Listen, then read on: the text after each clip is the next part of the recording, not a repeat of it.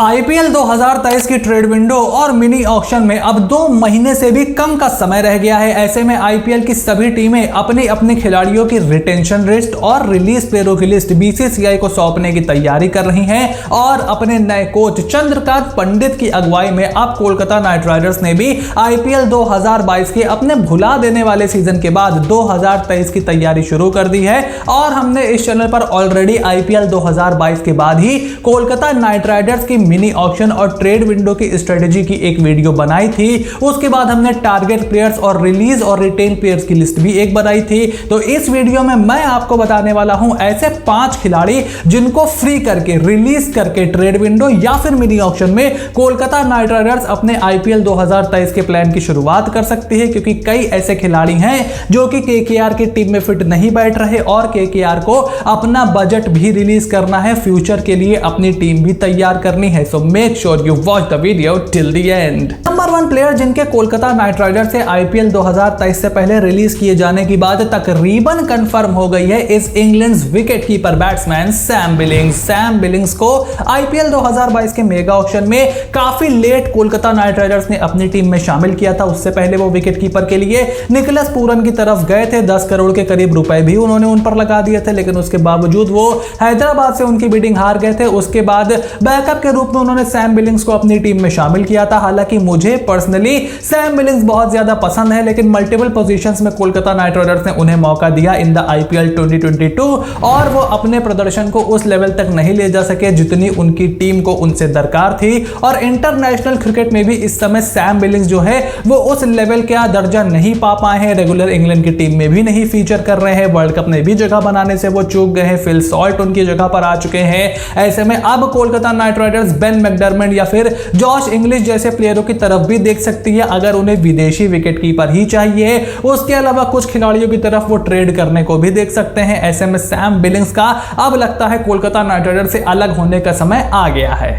Guys, interruption के लिए माफी चाहता हूं। बस एक छोटी सी रिक्वेस्ट है कि आप में से जो लोग भी मेरी वीडियोस देखते हो उसमें से 77% लोगों ने मेरे चैनल को सब्सक्राइब नहीं किया है। तो अगर आपको कंटेंट से कोई शिकायत है तो आप मुझे उसके बारे में बता सकते हो। I will really try to improve it. और अगर आपको काम पसंद आ रहा है then make sure to click on the subscribe button, press the bell notification, क्योंकि आपका सपोर्ट ही हम क्रिएटर्स की एक लौती मोटिवेशन होती है। तो make sure you press the bell notification, click on the subscribe button and thank you so much for your support. Second player जिनका Kolkata night Riders से अलग होना अब तकरीबन तय हो चुका है इस फास्ट बॉलर शिवम मावी। शिवम मावी को मैं पहले भी अपनी कई ओपिनियन वाली वीडियोस में आपको एक्सप्लेन कर चुका हूं कि मेरे हिसाब से क्यों शिवम मावी को केकेआर से अलग हो जाना चाहिए और केकेआर को उन्हें रिलीज कर देना चाहिए या फिर ट्रेड कर देना चाहिए अगर कोई टीम उन्हें एक्वायर करने की यहां पर कोशिश करती है। क्योंकि 7.25 करोड़ में आपने एक युवा अनकैप्ड खिलाड़ी जो कि बहुत ज्यादा इंजरी प्रोन भी है उन पर आपने इतने पैसे खर्चा कर दिए और उसके बाद पहले ही मैच से आपने उन पर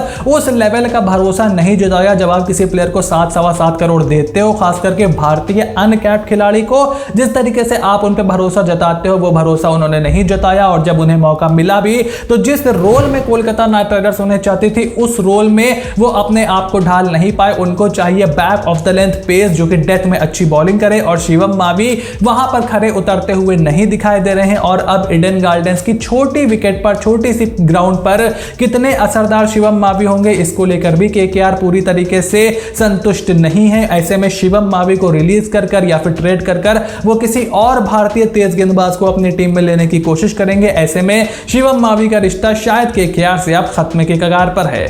थर्ड प्लेयर जिनका केकेआर से रिलीज हो जाना तकरीबन कंफर्म हो चुका है इस अफगानिस्तान कैप्टन मोहम्मद नाबी। अब मोहम्मद नाबी को कोलकाता नाइट राइडर्स ने आईपीएल के मेगा ऑक्शन में ही क्यों खरीदा था ये बात तो बिल्कुल मेरे सर के ऊपर से चली गई थी, क्योंकि कोलकाता नाइट राइडर्स ने एक बेशकीमती ओवरसीज स्लॉट उनके ऊपर मिस कर दिया, यहां पर उनके ऊपर जाया कर दिया। उससे बढ़िया तो आप धसुन शानका को अपनी टीम में ले लेते, झाय रिचर्डसन को अपनी टीम में ले लेते और एंड्रयू टाई भी उस समय अवेलेबल थे, आप उनको ले लेते तो कम से कम डेथ बॉलिंग बॉलिंग में ही आपको कुछ मदद मिलती, केन रिचर्डसन को ले लेते। बहुत ही पुअर होमवर्क था क्योंकि महाराष्ट्र के छोटे से मैदानों पर आप खेल रहे थे। नारायण आपके पास ऑलरेडी थे, वरुण चक्रवर्ती आपके पास ऑलरेडी थे, तो एक तीसरा off spinner, right hand spinner लेकर के आप क्या करोगे? उनकी बल्लेबाजी अब उस लेवल की नहीं रह गई है। और अगर आपने एक स्पिनर चाहिए ही था तो आप अपने शाकिब अल हसन पर भरोसा जता सकते थे। उनके साथ आपको थोड़ी सी बल्लेबाजी, थोड़ी हाई क्वालिटी मिलती, जो कि लेफ्ट हैंडर का रोल निभा सकता था अगर आप उनको खिलाते, और लेफ्ट आर्म स्पिनर आपको मिलता। ऑफ स्पिनर आपकी टीम में ऑलरेडी इतने भरे हुए थे, तो आप मोहम्मद नबी का क्या करोगे? मोहम्मद नबी का अगर कोई टीम फायदा उठा सकती है तो वो कुछ हद तक चेन्नई सुपर किंग्स है। ऐसे में अपना ओवरसीज स्लॉट फ्री करते हुए अब केकेआर को नबी से पीछा छुड़ा लेना चाहिए। फोर्थ प्लेयर जिनके केकेआर से अलग होने की बात इस समय मार्केट में बहुत ज्यादा फैली हुई है, इस Australia's ODI and test captain Pat Cummins. Pat Cummins इस समय ऑस्ट्रेलिया के लिए टी20 वर्ल्ड कप खेल रहे हैं और वहां पर वो डेथ में कैसी गेंदबाजी कर रहे हैं ये हम सभी देख रहे हैं। श्रीलंका के खिलाफ भी उन्होंने अच्छी गेंदबाजी नहीं की डेथ में, और उससे पहले न्यूजीलैंड के सामने भी वो स्ट्रगल कर रहे थे। और उसकी प्राइमरी वजह यह है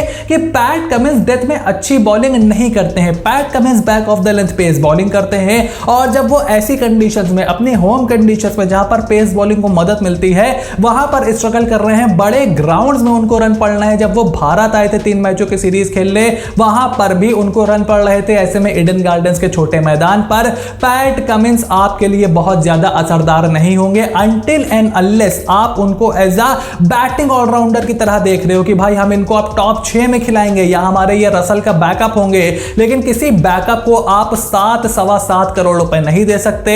बहुत ज्यादा मैचेस भी आपने उन्हें नहीं खिलवाए थे इन द IPL 2022 क्योंकि आपके ओवरसीज स्लॉट्स के जो ओवरसीज प्लेयर्स हैं उनके डायनामिक्स इस तरीके से हैं कि आपको एक अच्छा क्वालिटी डेथ बॉलर चाहिए, और पैट कमिंस से ज्यादा बेहतर काम तो टीम सऊदी आपके लिए करके दे रहे हैं। ऐसे में कई टीमें हैं जो कि एक ओवरसीज ऑलराउंडर को एक्वायर करने की कोशिश कर सकती हैं। तो मेरी सलाह यह है कि या तो आप पैट कमिंस को ट्रेड कर दो या फिर मिनी ऑक्शन से पहले उन्हें रिलीज कर दो। Last but not the least, fifth player जिसके कोलकाता नाइट राइडर्स से अलग होने की बात निकल करके सामने आ रही है इस बाबा इंद्रजीत, द विकेट कीपर। अब विकेट कीपर के तौर पर बाबा इंद्रजीत को कोलकाता नाइट राइडर्स ने एक्वायर किया। शेल्डन जैक्सन भी उस फहरिस्त में उनके साथ थे और उसके बाद उनको ओपन भी करवाई गई। लेकिन अजिंक्य रहाणे भी आपके पास हैं, बाबा इंद्रजीत भी आपके पास हैं, शेल्डन जैक्सन भी आपके पास है जो कि विकेट कीपिंग का काम कर सकते हैं। उसके बाद अभिजीत तोमर को भी लास्ट मैच में केकेआर ने खिलाया था।